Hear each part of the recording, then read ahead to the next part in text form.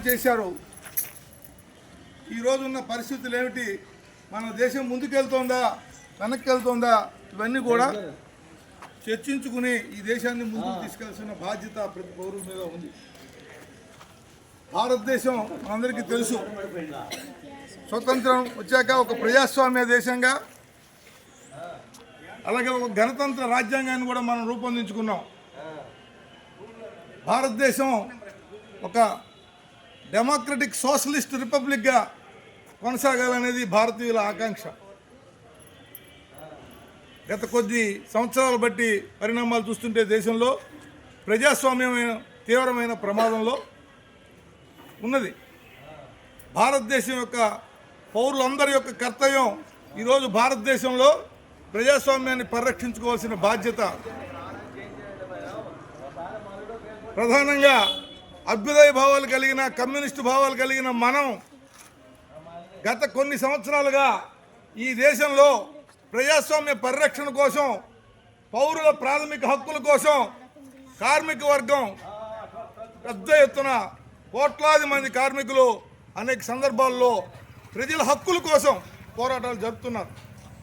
భారతదేశం కొంత ఆర్థిక అభివృద్ధి సాధించి ఉండొచ్చు, కొంతమందికి సంపద పోగుబడి ఉండొచ్చు, కానీ ఈరోజు భారతదేశంలో 77 సంవత్సరాల తర్వాత కూడా ఆర్థిక అసమానతలు విపరీతంగా పెరిగిపోతున్నాయి.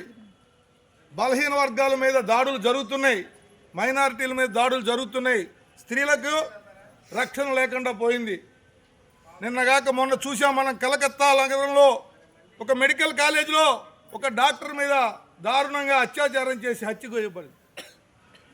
అంటే భారతదేశం, మహాత్మా గాంధీ చెప్పారు, స్వతంత్రం అంటే అర్ధరాత్రి కూడా మహిళలు స్వేచ్ఛగా భయం లేకుండా నిర్భయంగా తిరగలిగిన రోజునే నిజమైన స్వాతంత్రం వచ్చినట్లు ఈ దేశానికి అన్నారు. మరి ఈ దేశానికి నిజమైన స్వాతంత్రం వచ్చిందా? మణిపూర్లో ఘటనలు చూసాం మనం.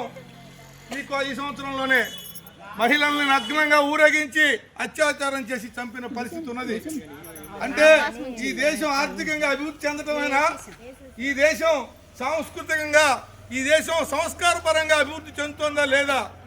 ఈ దేశంలో ఆర్థిక అసమానతల్ని తగ్గించడంలో, పౌరుల హక్కుల్ని కాపాడటంలో ఈ దేశంలో ఈరోజు ఏదైనా హోప్ ఉందంటే ఈ దేశంలో కమ్యూనిస్టు ఉద్యమము, ట్రేడ్ యూనియన్ ఉద్యమం మాత్రమే ఈ దేశాన్ని పరిరక్షించగలదు.